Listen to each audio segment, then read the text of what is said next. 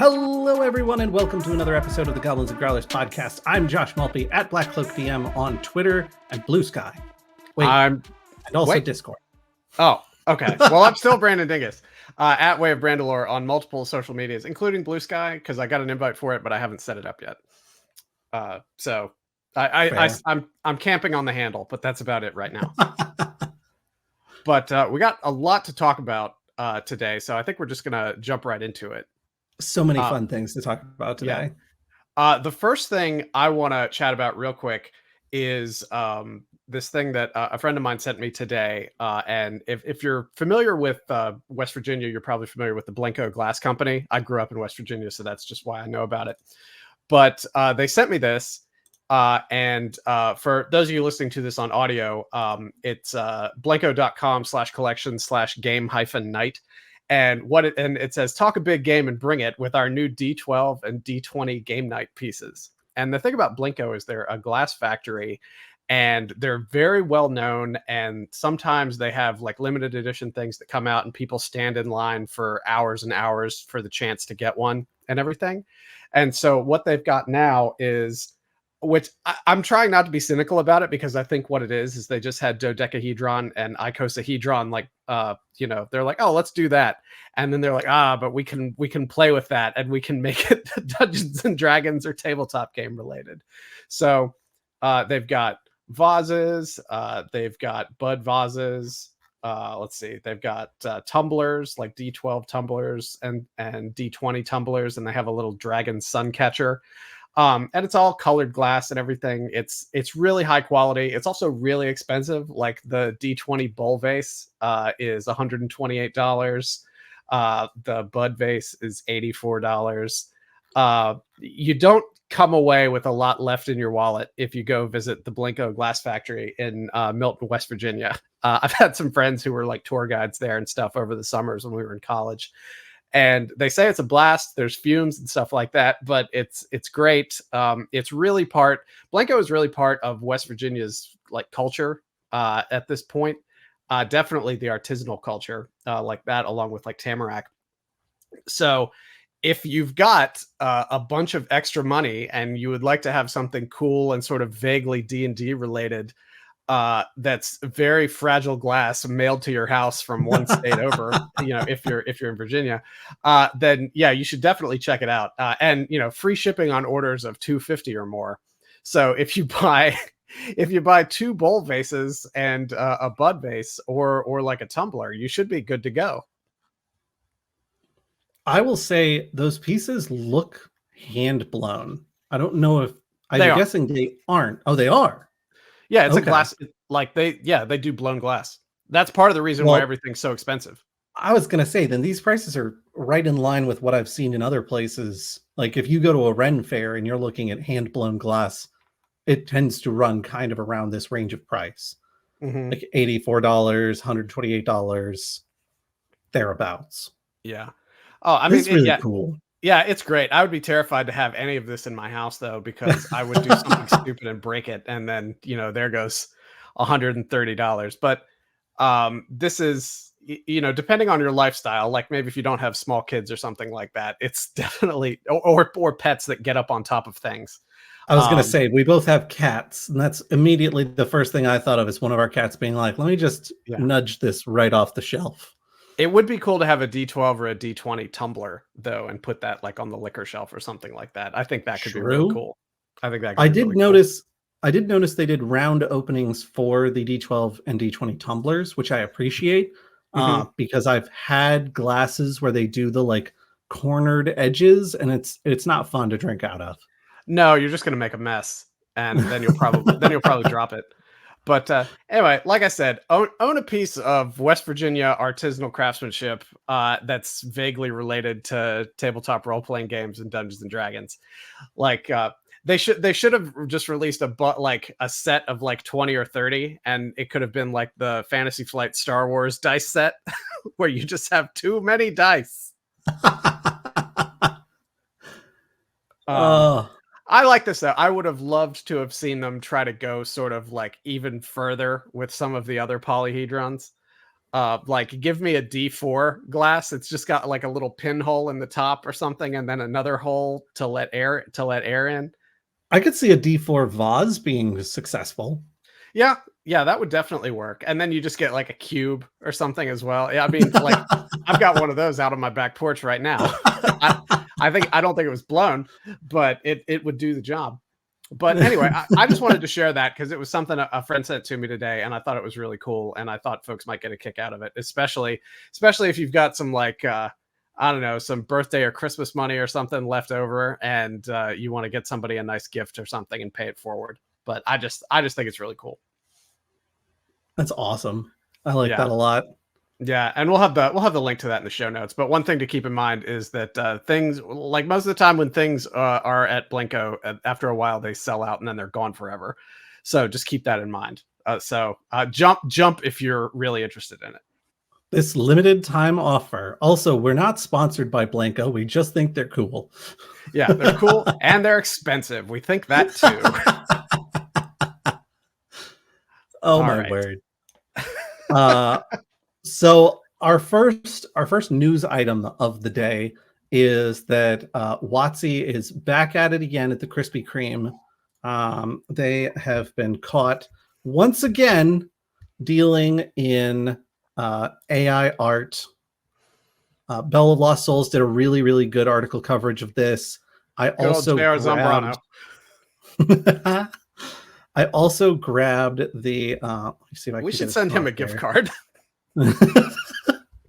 He makes our life so much easier.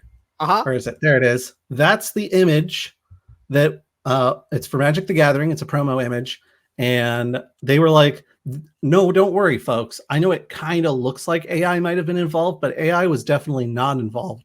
And then several people on Twitter were like, you want to try that one more time? Like, look closely at this image, at literally anything with fine detail, and note how there's literally AI artifacts in here. Like, get the hell out of here with this. And MTG comes back. These hands are all messed up. They came back and they were like, whoopsie doodles. That is in fact our bad. You all caught that, and we did not intend for that to be the case. We're retracting the marketing images, and we're also going to reevaluate how we work with vendors. And we already are making it clear that we require artists, writers, and creatives contributing to Magic the Gathering to refrain from using AI generative tools to create final Magic products, including marketing materials. So I don't know. I feel like this is fairly standard for WotC. They put their foot in their mouth and immediately walk it back.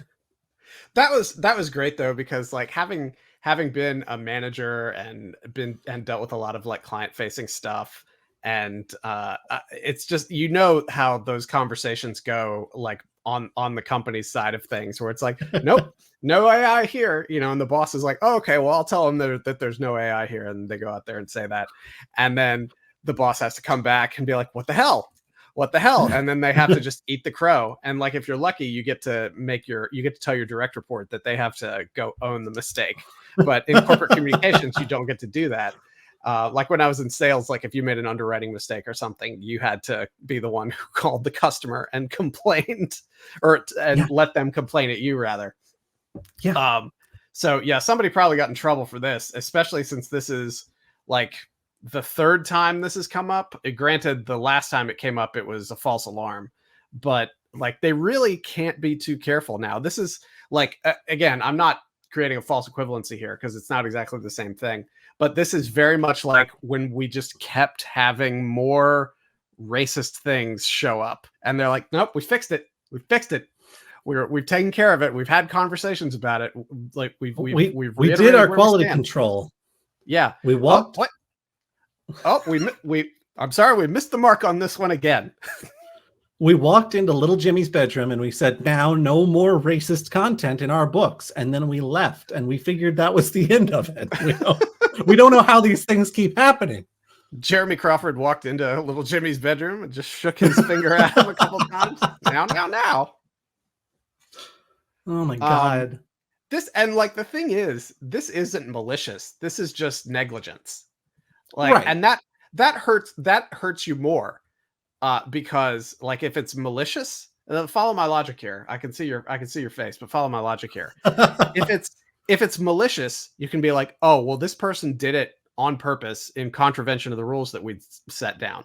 If it's negligent, then you're either not communicating something to your people, you're not checking after them, people are in positions of trust that they shouldn't be in, and it's like a management issue, and it falls back on WotC to really like get their ducks in a row on this. It's a talk the talk, walk the walk kind of situation. It's almost like right after laying off 40% of your staff, your quality control isn't as high as it should be. Now, hang on, was 40% of WotC laid off or 40% of Hasbro? The way it looked to me was that 40% of Hasbro as a totality was laid off, and that included, given the number of people that were laid off from WotC, I wouldn't be shocked to find that 40% is the number there as well. According to AP, Hasbro cut 1,100 jobs. We knew that, but according to AP, that was 20% of its workforce. And that's after they cut 4,400 jobs like 3 months previous. Yes, this is the second round of cuts, not the first. Mm-hmm. And the first round of cuts was much larger. But the first round of cuts didn't affect WotC, so that's why nobody cared in our little sphere, right? That might be right. Yeah. But it was something like they had 11,000 staff to begin with, and they're now down to like 5,000 or 6,000. Yeah. I don't want to. But that's Hasbro total, not. Mm-hmm. So I don't know exactly how many people were lost from WotC staff on a percentage basis. I do not have time to look it up, but I am dubious of that 4,400 number just based on the AP reporting that I'm finding in the quick Google searches that I'm doing while we're talking about this. I can see if I can locate the article and back myself up, and I'll put that in the show notes if I find it. But yeah, I just want to go on record as saying I don't think that number's accurate. I recall it being a much larger number than the 1,100 that came later. Yeah, but that is neither here nor there. Yeah, just in the fullness of information, this December 11th, 2023 story from AP, it's talking about the 1,100 cut. That's 20% of the workforce, and the company said that the reductions are on top of 800 job cuts that have been taken so far in 2023, as part of moves announced last year to save up to $300 million annually by 2025. So that's maybe another 15%. Yeah, it's possible I'm misremembering things. I do that on occasion. Yeah. But that's neither here nor there for what we're talking about. Bottom line is it doesn't matter how many people you have working there.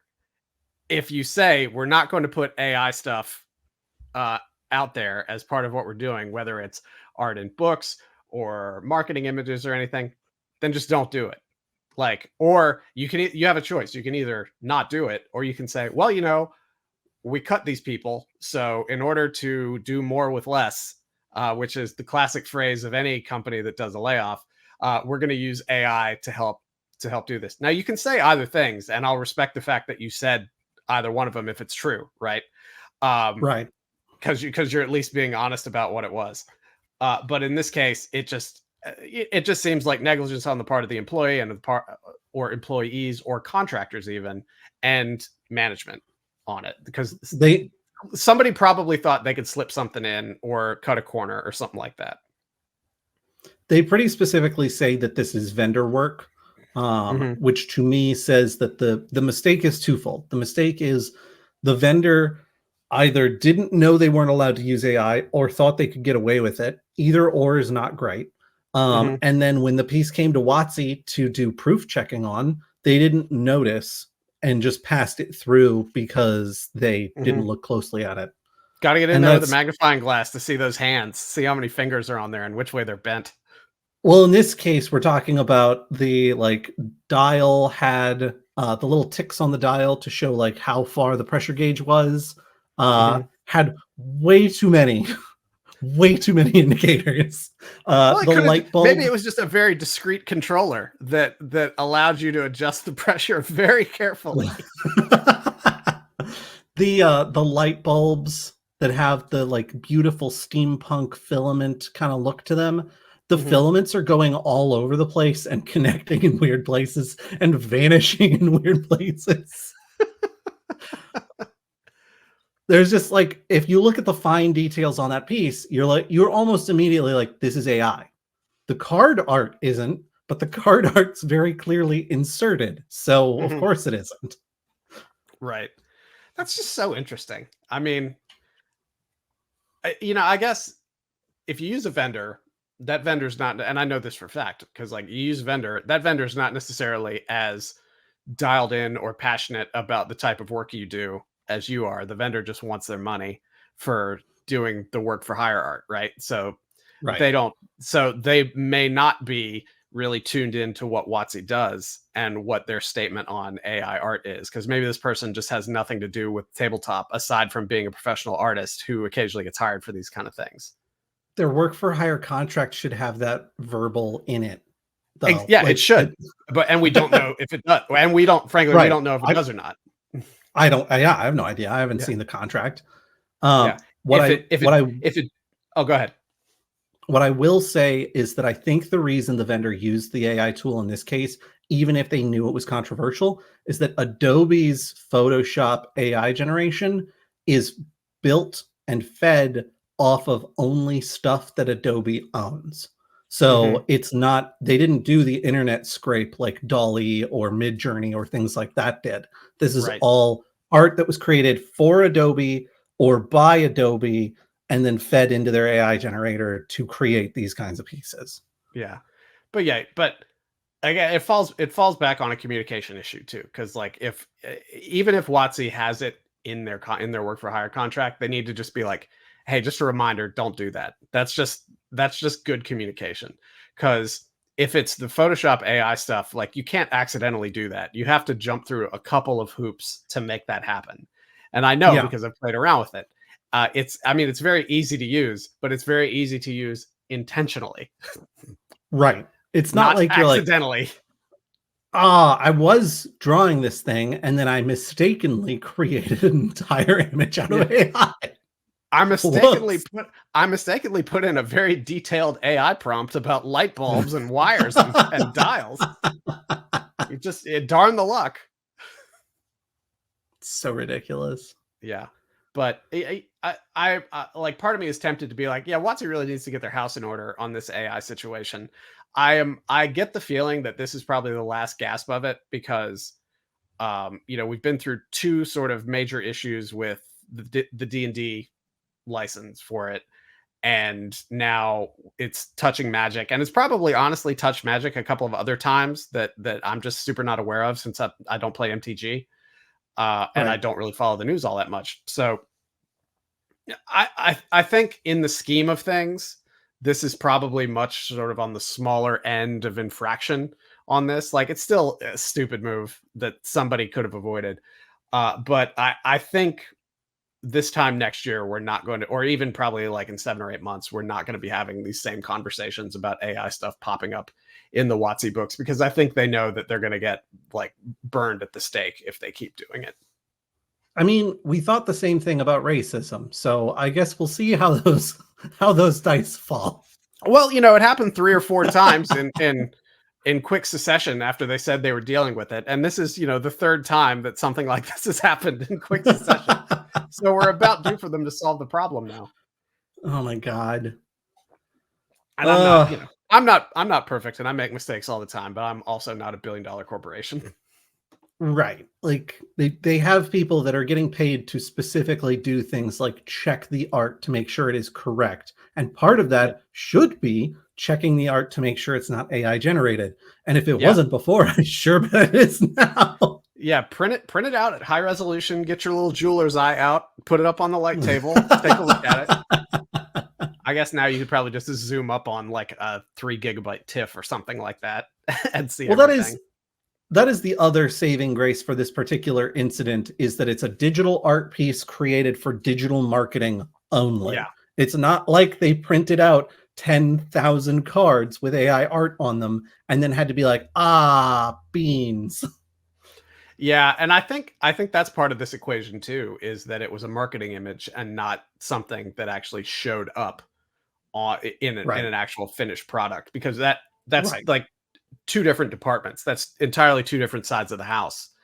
And it's possible that WotC's AI, like anti-AI statements, were only from the creative side of the business, and the business side of the business either didn't think about it, they didn't have controls in place. There's a lot of things that could be different there, because we can't look at WotC as just a monolithic entity, because it's not. Like No. like it's like looking at Hasbro as a monolithic entity. It's not, and WotC is probably just as complex within itself as Hasbro is within itself. Yeah, that would make sense. Hopefully they figure their crap out before people get too frustrated with them. Yeah. Well, like I said, we'll see where we are in a few months. And like, cause I mean, I retract everything if 6 months from now, and somebody check me on this, if 6 months from now this has happened again, I'll probably have changed my opinion. Yeah. Yep. All right. You want to get to our primary story of the evening? Yeah. You sent me a message about this earlier today, and you were really ginned up to have a conversation about it. Oh my God. So Brandon and I were trying to figure out what we wanted to talk about. And we did, as we so often do, start looking at like Bell of Lost Souls, EN World, a few different places. Sometimes stuff happens and we miss it because we're both busy and have jobs and stuff like that. So we have to sometimes we have to go circle back around and see what it was. It's also, we can't be in all places at all times. Both of us have day jobs. Yeah, we are not professional tabletop role-playing game reporters or anything. No. That's why we have JR Zambrano. No, I don't know, because we are being paid to do this when we get sponsorships. So we are sort of professional. We're professional podcast hosts in those respects. We're not professional journalists. Yeah, all right. I'll accept that delineation. Something that came up that happened, this was about 12 days ago, our time, which I think is about, 19 days ago, real time as this releases. Yeah, and also we're recording this really early, like ahead of the release, because we're going to be at MagFest this weekend, and we didn't want to have to be worried about that. It's the right way to be. Ben Riggs, who is a D&D historian and someone who's talked about D&D for many years, and has even a like play guide book, like a workbook that you can use as a GM. He came out and had a lot to say. What? Oh, I was just going to say, so we're acknowledging that he is credentialed in the space. Yeah, he is someone who has published books in the space. He has a podcast. He has a blog as well, but the blog, the last post I'd seen on it was like Halloween of 22. So I don't know that really counts anymore. But he does things. He's in the space. He's doing work. He had a lot to say about, oh God, it's so tiny on the share. See if I can make this a little bit bigger. The golden age of TTRPGs is dead. Josh sent this to me and I was like, wow. Because I've recently I've been on a tear about hyperbolic titles on YouTube, as I've been trying to get our YouTube channel up and running again after just leaving it to lie fallow for several years. And it's like I walk back into the space and everybody's like, D&D is on life support. And I'm like, no, it's not. They're like, well, I had to title it that because otherwise nobody would have clicked on it. If you listened to last episode, you heard me complaining about this then too, and I haven't gotten over it.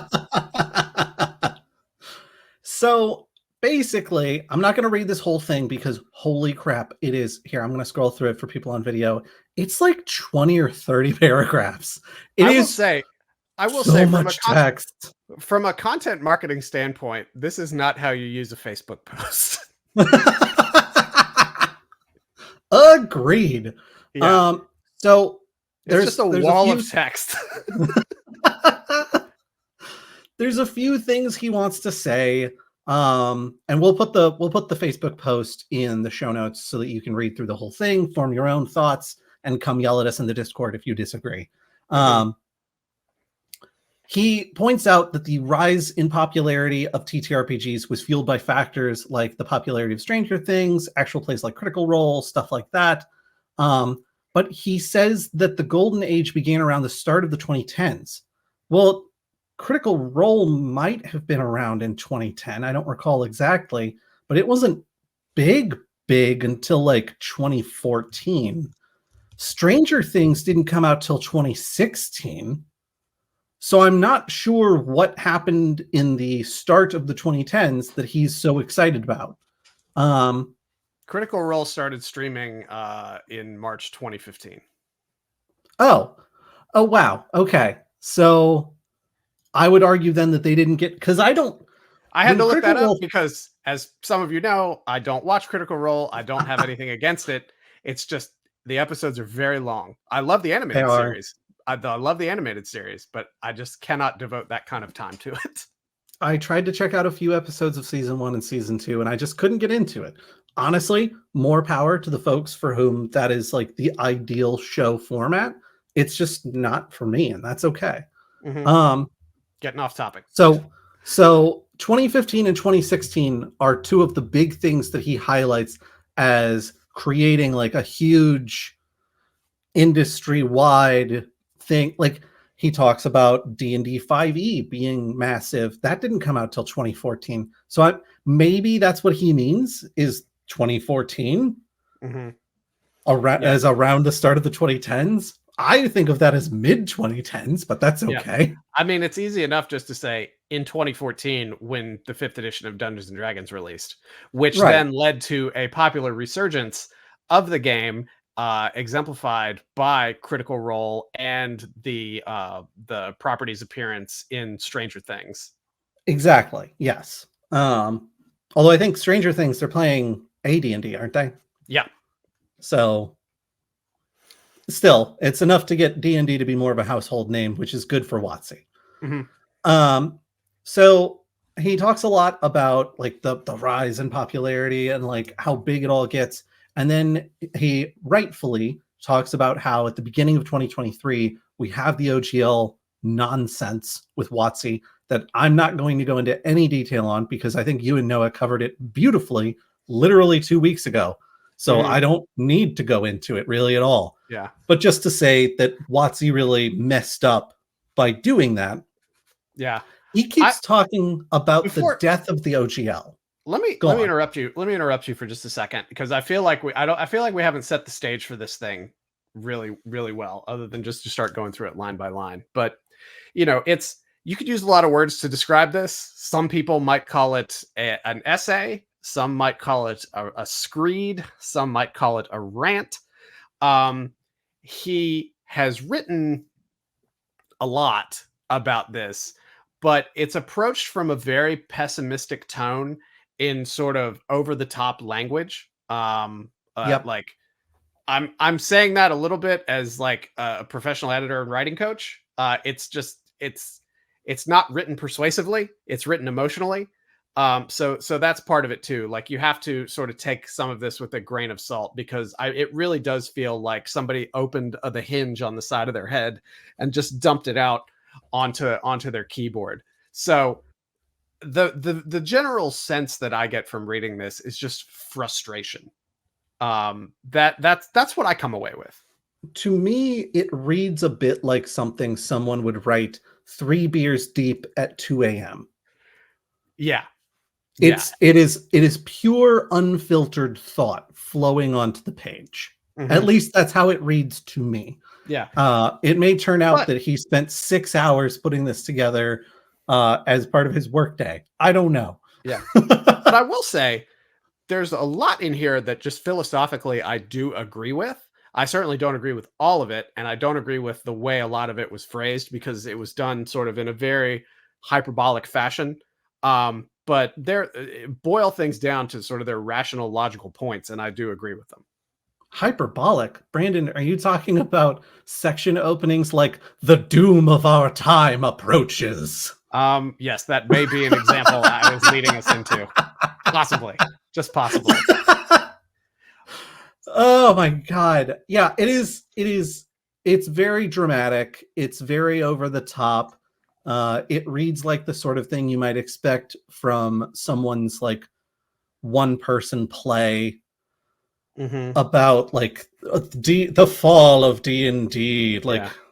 And let me get back to this because I want to be really clear about this. I don't like being negative. I don't like ragging on people. And I've said many times that if somebody has the guts to just step up and put something that they created out there, I'm going to respect that.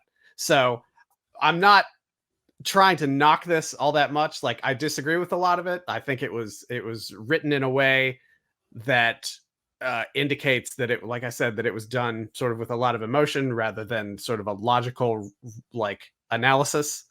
But it's something a person did because they felt this way about it, and I respect that. Would I have done it differently? Yes. But I'm not going to sit here and say it's terrible. There's just parts of the language that I think does not serve the point that's trying to be made. I mean, I think that's fair. I'm not mad at like how he's trying to frame things. I'm just, I don't know. It's unnecessary. It's the sort of thing you might see on a headline article of a rag magazine at a newsstand at the end of the aisle in a grocery store. It's not, it feels very negative in a way that is, I'm trying to think of the word I'm looking for. It's catastrophizing. Yes. That's the word I'm looking for. Yes. And I'm not mad at the creator for feeling this catastrophic way. It's just a little bit like, do you actually feel like things are this bad? I don't know that I believe that you do. Yeah. Because I certainly don't. And I, in theory, am just as tuned in as the average person. Yeah. Well, let's get back to going through some of the points. I interrupted you just because I wanted to make sure that we're very clear that we're not hating on somebody. Yeah, listen, I didn't know this guy's name before finding this Facebook post. I think this Facebook post is over the top, but there's a fair few things in here that we just haven't gotten to yet that I do very much agree on. Actually, our next bullet point is the fracturing of the community and how a bunch of people came out and were like, oh, we're going to make our own system with blackjack and hookers. And I remember we were at MagFest last year at the booth, and it was literally the last day of MagFest, and another TTRPG creator stopped by the booth, and he wanted to talk to one of us, and I happened to be free. So I stepped out of the booth to have a conversation with him, and he's like, what do you think about all this OGL stuff? And I was like, well, you know, like, we'll see how everything shakes loose. I think Wizards is making a huge mistake by doing this. I think they're basically telling everyone to go make their own thing instead of contributing to the 5e community, which is, that's only going to hurt market share. And he was like, that's what I'm afraid of. And I said, okay, walk me through that thought process. And he goes, well, if we all individually decide to go do our own thing, then how do we share our toys? Are you sure this wasn't me who was talking to you? No, this was, I'm trying to remember the name of the company, and it is not coming to me. I mean, if you listen to the show, please feel free to hold your hand up, because I know for a fact we had a conversation at MagFest. But he was basically like, if we all fracture into 1,000 little pieces and then all go in separate directions, then you can't have supplements that are being made by Kobold Press that work with your thing.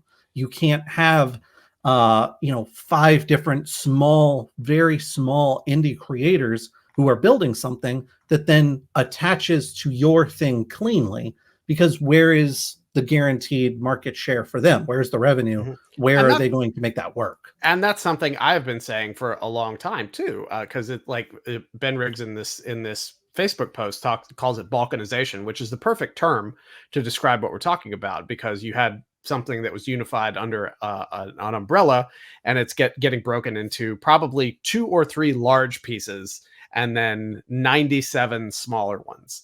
Yep. But I think that doesn't take into account the unexpected boon of 5e being in Creative Commons now.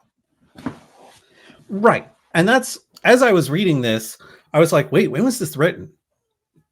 Because if this had been written July or like January 15th, 2023, then I would have been like, oh wow, okay, this is someone who's really got his finger on the pulse. That's not the case. This was written January 3rd, 2024. Yeah. And it's like, yeah, and like to be clear, I do believe that is a problem. I believe that I do as well. And I've said that a number of times because of things like Tales of the Valiant, which is essentially just a 5e clone. Right. If Wizards had not released 5e into Creative Commons, we would have had a very different Tales of the Valiant, and we would have had a very different system from this company and this company and this company, and then that would have been balkanization. I think to some degree we're still going to see some of that, but at a much smaller scale than what we could have had that not happen, because the thing is 5e now exists for everybody, and we can argue about the path that it took to get there and whether it was an honorable path or a cynical path or whatever. But the fact is, it got there. And that means I could be teaching my kid in 15 years how to play 5e, because that's what, 75 to 80% of tabletop players are still playing. Yep. And, we'll talk about 6th edition here in a few minutes, but like, it exists. It's a great proven system. And I think its longevity is demonstrated by Tales of the Valiant, and just being like, well, it looks like 98% of the lift has been done for us here, so let's change tactics. And talking with Noah last time, he was like, he pretty much just confirmed, like, yeah, their plans were entirely different. And I think everybody could have just guessed that. Yeah, but it's different now. Like it's different with 5e being free for everybody. Right. So he talks a lot about the death of the OGL. And I think what he means by that is that he does not foresee WotC putting another OGL out. He does not think that new D&D or 1D&D or 6E or whatever we want to call it, he doesn't think there's going to be an OGL for that system at all. Probably right. And I think he's probably right. And I think that is a mistake, because WotC did this same thing with 4E. And what that did was give Pathfinder way more customers. Yeah, it's a mistake because 5e succeeded because of the massive amount of third-party publishers that were able to produce content for it. And if you don't do the same thing with 6th edition, that's why people are going to keep playing 5th edition. Not just because it's free, but because there's going to constantly be other stuff that's being created for it. I'm not going to be so arrogant or stupid as to sit here and be like, well, this is going to be the death knell for 6e. I don't think that. I think 6e is going to be wildly successful. Do I think it's going to be as successful as it could be without a robust third-party content support system? No. But I also don't think it's going to fail. I think it's going to be quite profitable for them, especially with the VTT system and everything as well that they're going to be integrating into that. Well, I did hear Noah hint that there's some third-party marketplace additions to D&D Beyond already. Oh, he hinted. Did he hint with he hinted with a megaphone? It was a very subtle hint. He only said the word wink out loud 4 times. Nudge, nudge, know what I mean? Say no more, say no more. Very subtle stuff. So yeah, but he keeps talking about the death of the OGL, and it's like, okay, the OGL 1.1 or whatever it was is no more, but that's 5e's Creative Commons. So don't describe it as the death of the OGL. Describe it as you don't expect OGLs going forward. Yeah, is something I would say. What I describe it as, I think the best way to look at it is the sunsetting of the ongoing profitability and new content creation for 5e on the WotC side of things. Yeah. And I think that's fair. I think that's reasonable. And I think whatever they want to call the new edition, I think they're going to try and keep that as close to their chest as possible. And I think they're going to end up getting burned for it.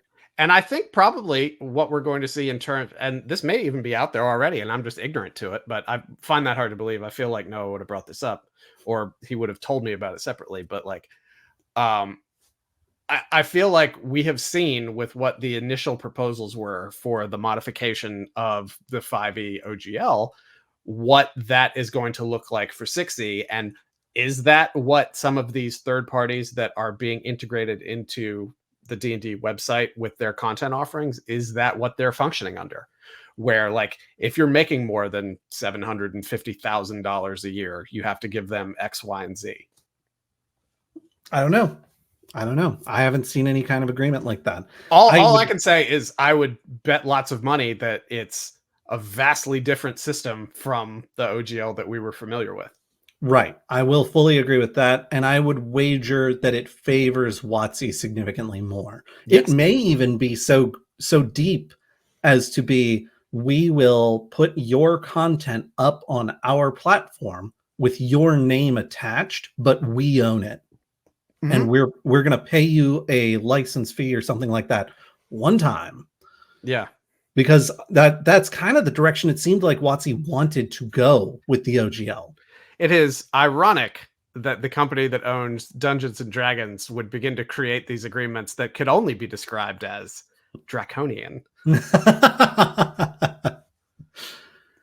So, all right, let me get back to kind of going through our alliance here. He talks a bit about the fracturing of the community and it being like, people have said that it'll be like the blooming of 1,000 flowers, and maybe it will. And they'll be all so captivating that lawns will go unmowed, pets unfed, and diapers unchanged because we're all so busy playing one of those games. This is the part where I'm going to just out and out say I'm doing a Liz Lemon eye roll at this point. Like, everybody, like, this is such a niche hobby. That was never in the cards. No. So, and I think his point is he doesn't anticipate that all of these systems that are blooming out of the OGL situation are going to be so extreme and so amazing that they will have massive, massive followings all their own. And he's right. I think he's absolutely correct in that. Yeah. I think that's true. And I think that's the difference between something like 10 Candles, which has enough recognition to be a name that's relatively widely known inside the TTRPG community, and something like Pathfinder, which is big enough to be known outside the TTRPG community. You know, there are people out there who've never played a TTRPG, but they at least know that Pathfinder is a thing that exists. They might be more familiar with Dungeons and Dragons because Dungeons and Dragons, as we frequently say, is the 10,000-pound gorilla in the room. Yeah. You remember that time? Remember that first time we went to Charlotte for Queen City Anime Con, and it was like we went into the mirror universe because everybody we talked to were like, yeah, D&D's not really big around here. Everybody plays Pathfinder in this city. I have a hard time finding a D&D group. It's all Pathfinder. I do recall that. And us being like, what? How did Charlotte pull this off? This is kind of amazing. Frankly. Why does everybody have goatees and are trying to kill me to move up in the organization? He goes on to talk about how 18 months ago, if you look at the industry, you've got huge numbers of people doing massive amounts of content, all for 5e. You've got Matt Covell, Cobalt Press, Nord Games. You got all kinds of folks that are all doing content. It's all compatible with 5e. And if you want to run something, you can get the SRD for free and then run these custom campaigns. You can run Wizards of the Coast, like specific content. You could, whatever you wanted to do. There was a wide array of opportunity and options. And now, a lot of the people who were doing work for 5e are instead, Matt Coville's doing his own system MCDM. Pathfinder broke away from 3.5 in its entirety, to the point where I think all they had to do is remove a couple of races and some other stuff.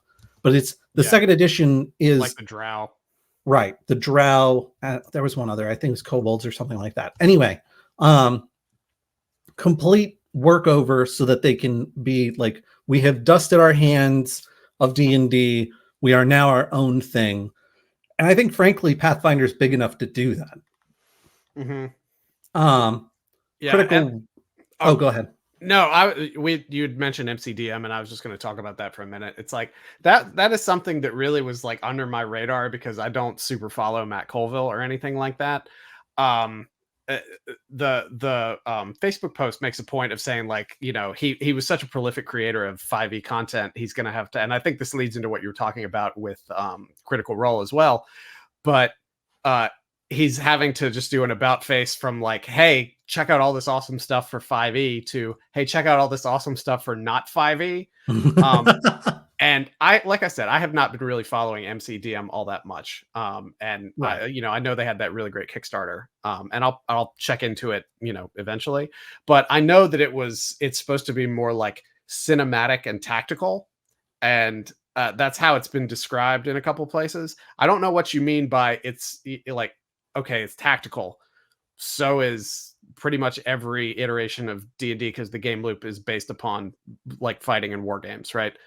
Cinematic, that makes me think, is this something like Fate? Is there a built-in fail forward system? Like, is there a lot more narration? Which, if so, this would be a much better fit for like how I like to run games. But it just sort of depends how that's balanced on that fulcrum between cinematic and tactical. I mean, I will say, having watched some Matt Colville videos, there's a lot of stuff that he says and talks about that I really like, but he also likes to do things like combat on a grander scale than I have ever wanted to. So, combat's my least favorite part of Dungeons and Dragons. Yeah, like, well, he was one of the people who came up with really good rules for running army to army combat inside 5e, which I was like, neat. Not something I plan to ever get into, because if my party is doing army to army combat, then something's gone weird in my campaign. But I understand my campaign is not everyone's campaign. And I imagine that advice was incredibly helpful for some folks. And I imagine those folks are very excited about this new system that's coming out because it's going to be more of that. I think when he talks about being tactical, I think those are the sorts of things he's talking about. Well, that's good. Like, if it's something different, then it's worth checking out. But then again, that also feeds back into that balkanization argument. So right. There's no denying that there's an element of truth to that. Right. However, and we'll get to Critical Role in a second.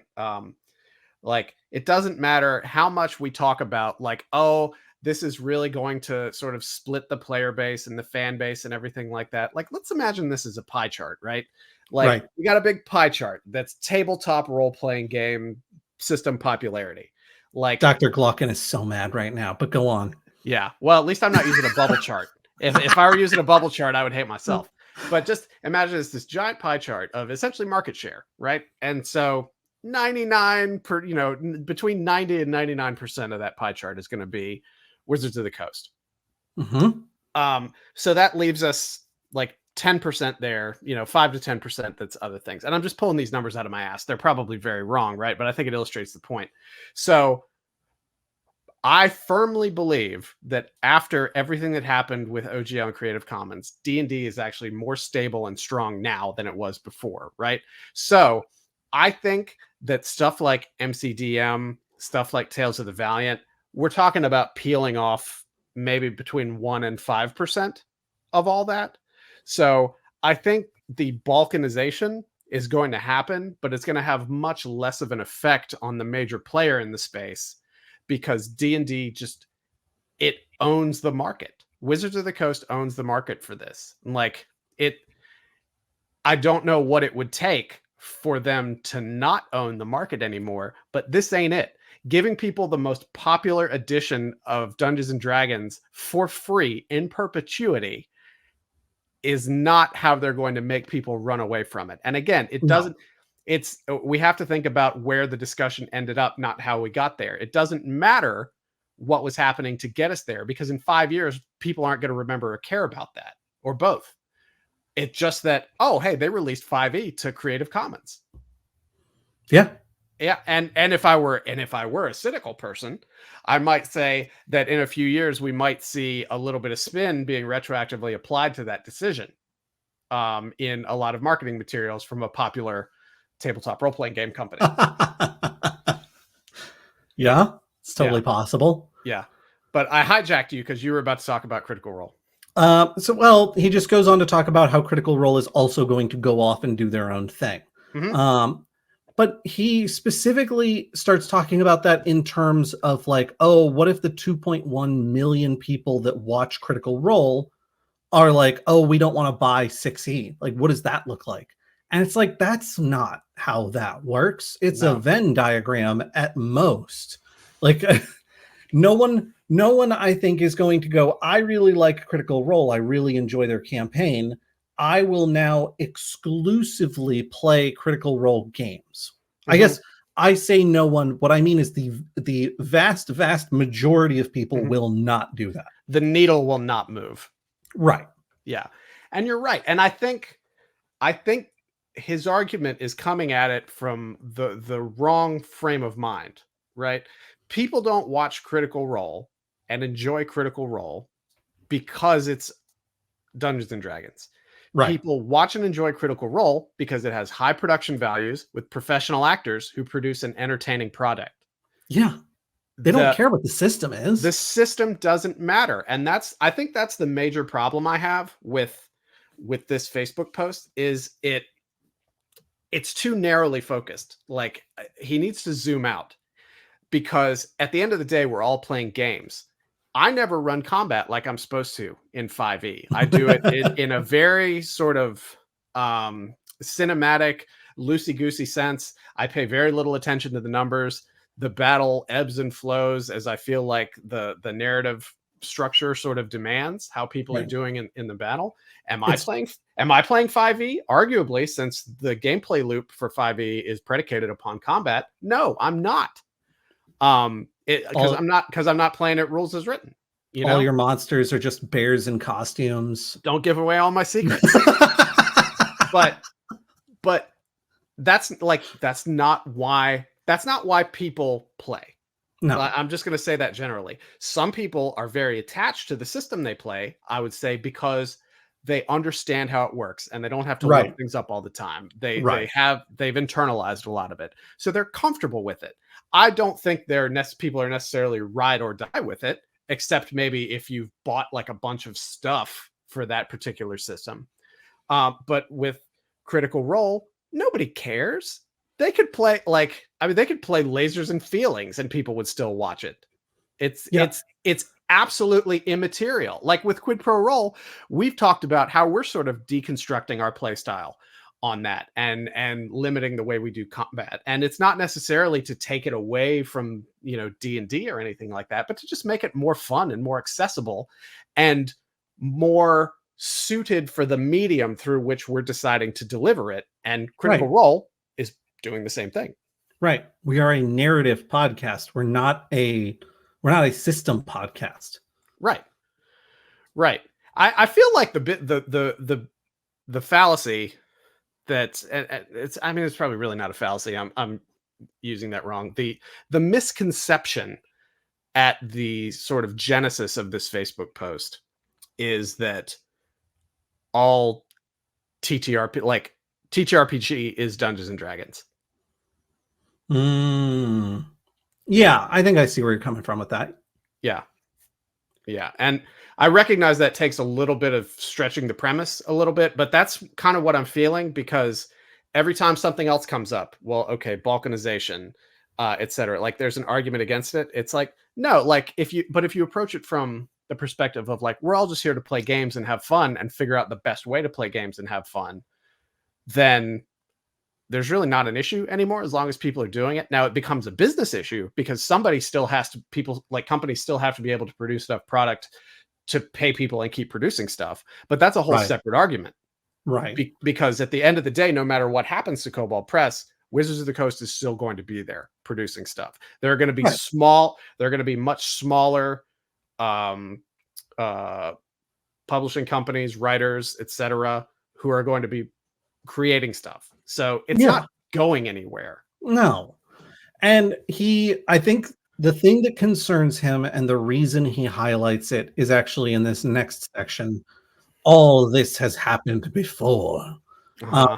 Where he talks about in the 1990s, TSR embarked on publishing setting after setting after setting.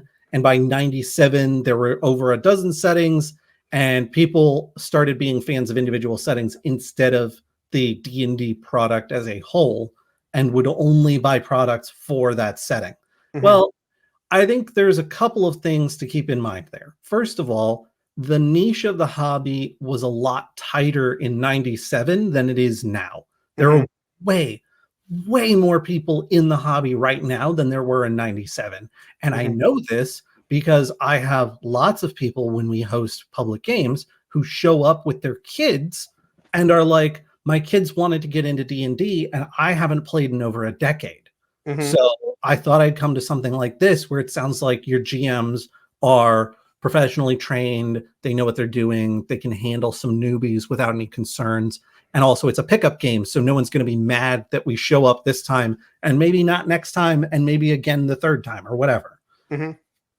That's the environment right now. There's way more people interested in D&D than there was in 97, without question, without a single doubt. There's way more people in the community.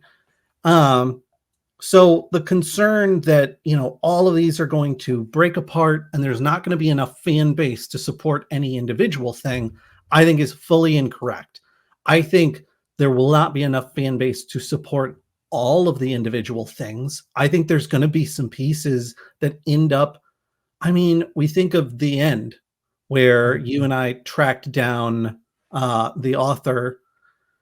The Joe Jonka trilogy. I suggest anybody who doesn't know what we're talking about, go back a couple of years in the podcast and find the 3 episodes we did investigating, locating, and interviewing Joe Jonka. But that's a system I never heard of. Well, it was pertinent. And I ended up discovering almost as an archival piece and being like, this is fascinating and also really cool. And also way ahead of its time for the material that it is. I think we're going to see several of those in the next 5 to 10 years because there's going to be settings that people were like, you know what? I'm tired of WotC and their nonsense.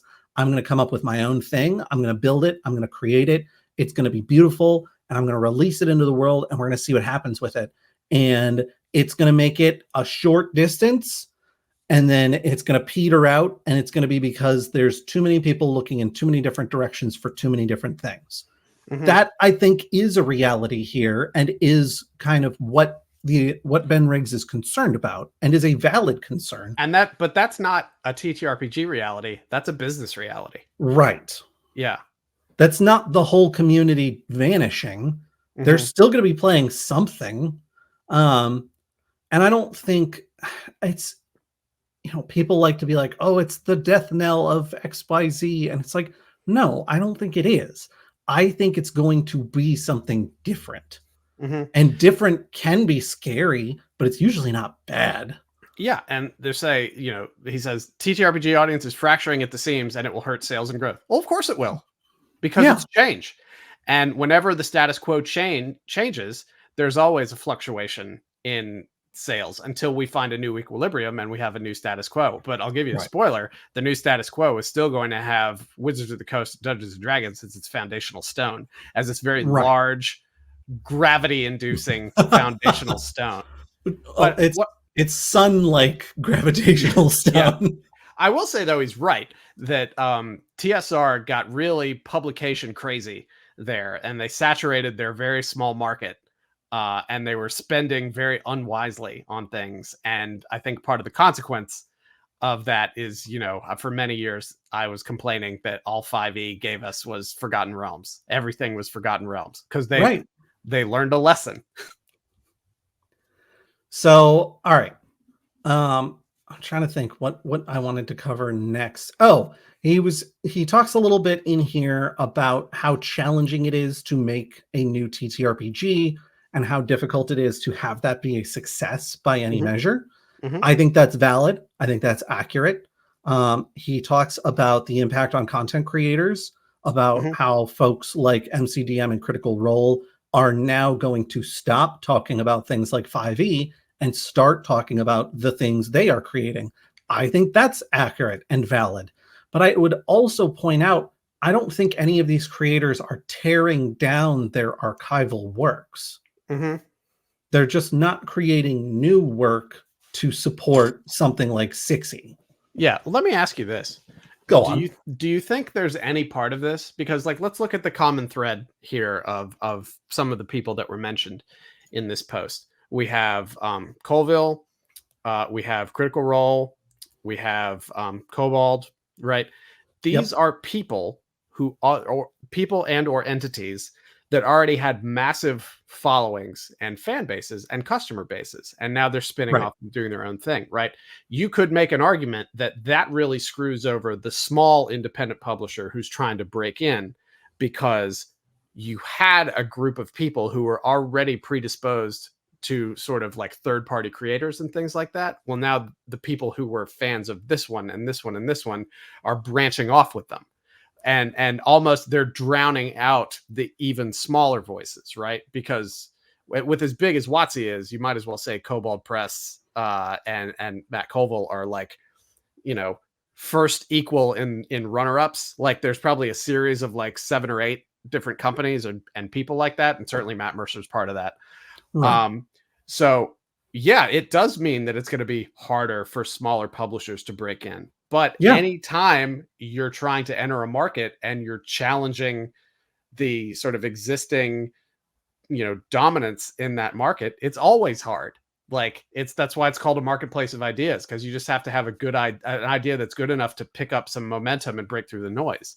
That's so what I'm saying there is like that's really no different than how things have been forever, Right. except for the fact that there's a lot more noise, but there's also a lot more ways to reach people as well. But it still is harder. I'm not going to pretend like it's not, because there's just like, I mean, we have a podcast, right? Like anybody can have a podcast, yeah, anybody can be out there and do anything. So you really have to sort of evaluate what your own personal measure of success is. Are you doing it because you enjoy it, because you love it, or are you doing it because you expect to make a lot of money from it? Because if you're doing it for the first reason, then you're going to be fine. If you're doing it for the second reason, well, then good luck. And I hope you're part of the 0.5% that actually is able to break through, because also most ideas aren't original anymore. It's a spin on this and a spin on that. And I think we can, and it would be easy to say, oh, well, we can see that by looking at Tales of the Valiant and how it's basically a carbon copy of 5e. But that's different because that's a business decision they made, which I totally understand and support from their Right. perspective. And Well, I'm kind of rambling a little bit now because I'm going off on a tear, but I think you understand what I was trying to say there. Like I'm not invalidating Ben Riggs' opinion on this. I think there's a lot of nuance to look at as part of it, and also like, is it worth complaining about something that was probably never going to affect you in the first place? right. Like And I'm never gonna be rich and famous as a tabletop writer and creator. So getting mad that it's harder for me to break in and become a rich and famous tabletop creator is counterproductive. Also, there's very few rich tabletop creators because there's not a lot of money in this niche. I would also argue that if you are trying to make a case for not allowing the balkanization of the industry to create this situation where all of these third-party publishers are struggling to create content for systems, then you should be doing one of two things. You should either be telling people to make their stuff more system agnostic, Mhm. or you should be telling them to barnacle on to one of these companies that started from the bottom, and now that they are up where they are way more accepting of smaller creators being part of their show. Pathfinder, I could only imagine, would love to have someone like a Kobold Press writing stuff for them. Mhm. Pathfinder would love to have Nord Games producing settlements and treasures and NPCs for their system. Go do that. That's already a big portion of the market share. If you're concerned that Dungeons and Dragons is going to leave you in the dust, like, you can either keep doing 5e stuff or you can go kick rocks. Then pick a different horse. Like, it's like a game theory problem, right? Because, you know, like a prisoner's dilemma kind of situation, because everybody acting in their own self-interest to a certain degree is going to get them a certain degree of success or satisfaction with what they're doing. But if you approach it from sort of a Nash equilibrium, where you do something that requires a little bit of foreknowledge or cooperation, like, oh, something based on 5e is probably going to be more successful than my 5d12 system that has, like, you know, 3 stats and it involves a deck of cards as well. Like, well, maybe I should develop for one of those, right? So right. Instead of making your selfish play and getting a less positive outcome for yourself, make a little bit more of the sacrifice play and end up like a rising tide situation. Like if 4 or 5 different smaller publishers end up saying, like, yep, we're going to go with MCDM, like, that immediately makes MCDM a much more attractive option to me. Right. And this is what I'm foreseeing as the future. At the point where folks are like, you know what, I'm done producing 5e content. 5e is so 2014. Let's get into the future. I think Wizards of the Coast is going to shoot themselves in the foot and be like, you can't just openly publish stuff and make money off of it for 6e. We just don't want you doing that. We want you to work with us only so that we can quality control and also make that sweet, sweet dollar bills. And that is going to end up, now that the industry is where it is, I think that's going to end up with third-party publishers going to people like Kobold Press, like Paizo, like Matt Colville, maybe, I don't know, like Critical Role, and be like, we want to create stuff for your group. We want to create third-party industry standard stuff, and we want the license to be able to do it under like an SRD, that sort of thing. And I think they're going to be able to do it because all of these creators are like, well, yeah, that's why 5e was so successful. So of course we would love for you to do that. Well, yeah, and like the sort of post-apocalyptic ruinous balkanization scenario that's being described only becomes a reality if everyone only works toward their own ego on it, right? Which, like, some of us are too small for that. Some of us are too small for that, and some of us are too smart for that. It's the difference between an emotional decision and a business decision. You make a business decision to keep producing 5e content because there's still a long shelf life left on 5e, even if the OGL stuff, you know, tasted a little sour to you 13 months ago, right? But you make a business decision knowing that that's the thing to do. Whereas if you had gone ahead with what you were doing, Tales of the Valiant, and produced an entirely different system, you know you would lost market share and you ultimately would have lost the race. Right. And I'm still annoyed by their decision to do that. I understand it's a very smart business decision. I'm still annoyed. I'll probably stay annoyed. Yeah. But I think that's the reality, is that we're not going to see every individual company split off and try to do their own thing. We're going to see some companies are going to stick with 5e for a while. Because why would they not? It's Creative Commons. It's all there. It's all accessible. They can keep making stuff. A bunch of people already have a ridiculous quantity of content already at their fingertips. They're going to want to keep using that. So why not play into that? That just makes sense. Absolutely. And some folks are going to spin off and do their own thing. But I think those are the folks that are big enough to feel like they can get away with it. Your Critical Roles, your Matt Colvilles, your Kobold Presses, your Pathfinders. Everybody else is going to try and find someone to get in line behind and pick and draft off of them, to use a racing term. Yeah, and you just got to figure out like, and presuming that D&D is not your horse or 6th edition is not your horse, you got to figure out what's the next best horse. Yeah, exactly. Yeah, and before anybody calls me out for it, just in case somebody does, yes, I did say that you should fall in line and support something that has a chance of business success.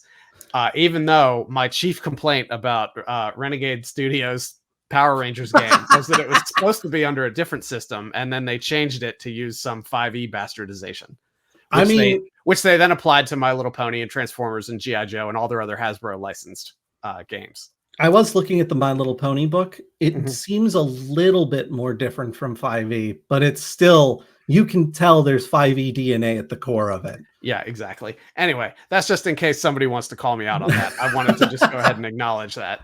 So I know we're already over an hour. There's just a couple more things I want to cover. He talks a little bit about MCDM's backing success being massive, being some of the best backed stuff we've seen in a long time. He thinks that it is the last time we will see something get that much backing. And I think he's full of himself. Yeah, I think that's absolute nonsense. Yeah, I think from the perspective of any other Kickstarter that MCDM does to create supplementary material, it's certainly going to come in underwhelming compared to that. But that happens all the time when you have repeated crowdfundings. Like the first Mystery Science Theater crowdfunding that happened, like 10 years ago at this point? Something like that. It was somewhere between 10 and 7 years ago, but they got like $1.6 million or something like that. And they've had a couple since then, but the one they just had didn't meet its goal for the first time ever because there's diminishing returns. Well, it's also, I don't know, the original Mystery Science Theater 3000 was something very special. And I think Rift Tracks, which spun off and did its own thing, is very successful because it is that original MST3K group. No, it's not. Well, okay, all right. It is round 2. Yeah, it is round 2, not round 1. But it's the when Mystery Science Theater 3000 went off the air, it is the group that was running that show. I'll put it that way. It was Mike, Kevin, and Bill. Right. Yeah, but Joel was the one who's behind all the subsequent revivals of MST3K. So it's not like it's just some strange person doing it. No, but Rift Tracks is successful because its production costs are super low because it's audio only. No, they're doing video now. Oh, really? They are getting the rights for videos. They started out just getting the rights for shorts because it was really easy to get the rights for like 1956 educational videos. But they've expanded now. They have a subscription service. And on that subscription service, they have a library of movies, shorts, and even live shows that are just available to their subscribers. What I mean when I say that Rift Tracks production costs are low, Rift Tracks doesn't have to have a studio with a set where they have set pieces built. Very true. Yes. Yeah. The original MST3K was filmed like on a couch. Yeah. So I think it's a little bit of a tangent, a little bit of a Russian arcade, but I think the reason why Rift Tracks remains so successful is because people really enjoyed the comedy of Mike, Bill, and why am I blanking on his name? Kevin. Thank you. You literally just said them. They really enjoy the comedy writing style of those three individuals. Now, at the point that they retire, Rift Tracks might very well just fall apart. I don't know. We'll see. But for the time being, it's moderately successful. And the three of them are still doing comedy writing as a full-time career because they can do Rift Tracks, which I salute. I'm all about it. But I think they haven't captured that same sort of energy in any of the MST3K revivals that I have seen. And I think that's part of why they missed their most recent Kickstarter funding, is because the writer's room just didn't have that same kind of energy. And I would argue that for these tabletop Kickstarters, Tales of the Valiant, MCDM, like we're going to come around in, 8, 9, 12 months to the next Kickstarter for them. And the energy's gone because the urgency is already mostly petered out at this point. Like you still run into people who are like, I don't want to buy anything from Wizards. Wizards tried to screw me. And like, whether, doesn't matter if you believe that or not. Right. But there's going to be fewer and fewer people as time goes on who let themselves be upset by that. Yeah, there are going to be groups that have changed from D&D to another system because of all that stuff. But is that going to equal the number of people who are coming into the hobby every week, who are sort of inculcated on, whatever the current active incumbent system is? The gas has to run out of this argument. Because it's impossible to sustain outrage over long periods of time. And we're seeing the outrage tank has been running on fumes for several months now. And I'll agree with that. And I think those fumes have been what's been pumping up a lot of these Kickstarters. Yeah, I think that's fair. So that's not to say that Matt Colville was going to do a Kickstarter for a new system and it wasn't going to succeed, right? Like I still think this stuff's going to succeed. It's just going to succeed with a much lower amount collected. Maybe. I think it depends on what it is.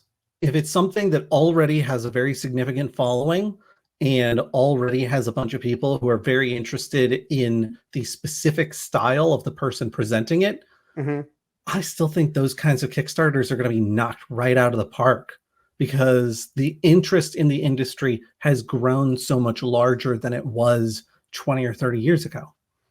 You could be right. There's just more people willing to shell out for it, especially when you've got $70 AAA video games that are released with so many bugs in them that they're borderline unplayable. Like, yeah. At that point, you'd much rather have a TTRPG. Maybe I just have a much more sort of adult perspective of money than some people who are backing a lot of these. I think that's valid and accurate. I think if you're thinking about money in those kinds of terms, maybe watch some popular Twitch streams and just witness how much money flows into those pockets at a rapid pace and how it's very frequently the same like 10 or 15 folks. Yeah. I mean, I know that. I know that from a lot of our donation streams. That's true. Yeah. So he talks a little bit about how Tales of the Valiant is poised to be the next Paizo for 5e. And I think that's not entirely accurate. I think they have the potential to do that, but they're not doing it right now. Certainly. I mean, this is treading on some ground we've talked about before, so we don't have to spend a lot of time on it. But bottom line for me is that is not the case because 5e is free. I don't know why I should pay for the Tales of the Valiant books, except maybe the bestiary. Like, I don't see any reason to buy the core rules, but I'll buy the bestiary, which would probably give me some cool original monsters. There's no incentive for anybody to switch over to Tales of the Valiant. I will continue to say that until the day I die. There's absolutely no incentive for me as a player to switch over to it when I can take the free 5e rules and maybe just buy your bestiary or something like that and use it since it's going to be compatible. Yeah. And then at the end of the post, he says, what could change this grim future? I suppose a group of publishers coalescing around a single system might change matters, or something truly inconceivable, something like giving 6th edition D&D and OGL, or putting the rules in the Creative Commons. And after last month's blood sacrifices upon the altar of profitability, who is even left at Wizards with the power and experience to advocate for such a thing?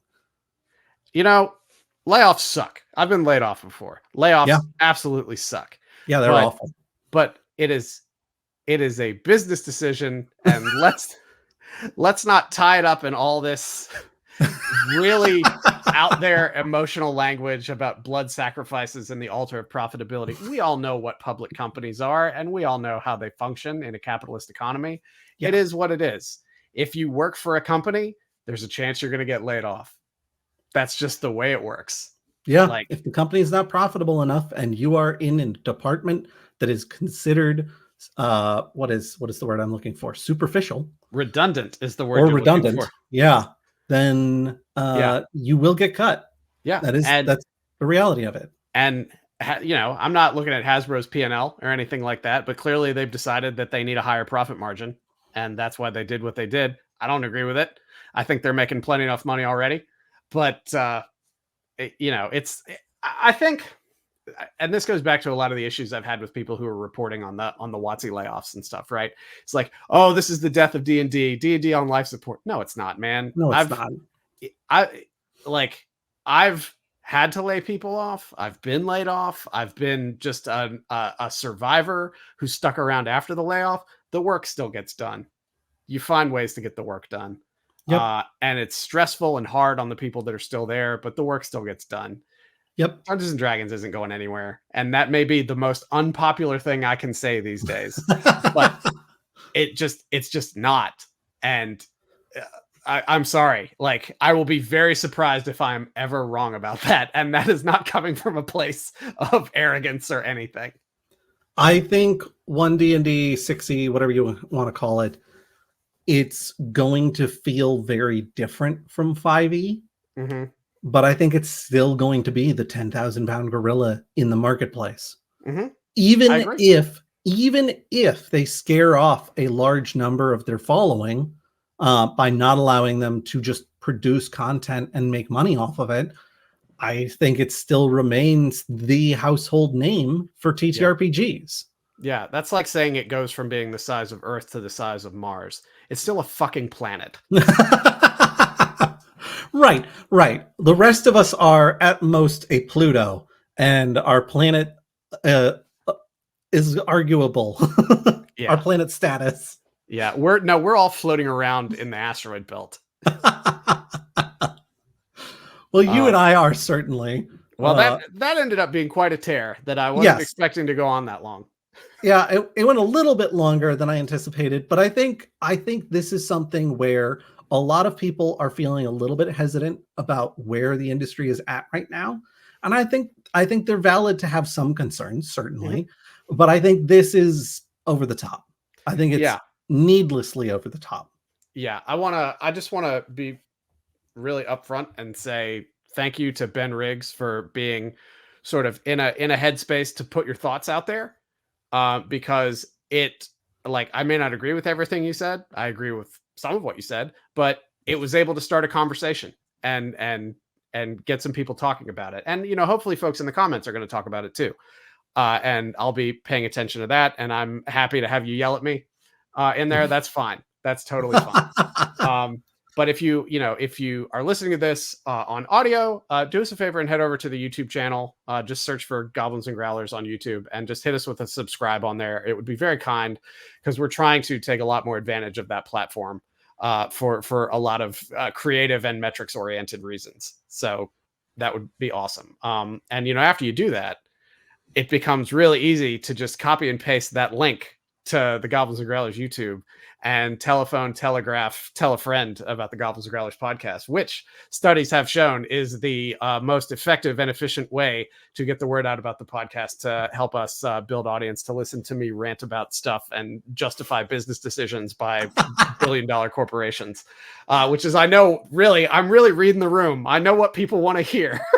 People love supporting billion-dollar corporations. Absolutely. I know this to be true. Yeah, absolutely. You can also yell at us on the Discord, bit.ly/Goblin Discord. You can go to the GGP channel or just yell at us pretty much anywhere on there. Also, check us out on our monthly gaming newsletter, which I'm committed to it only being monthly.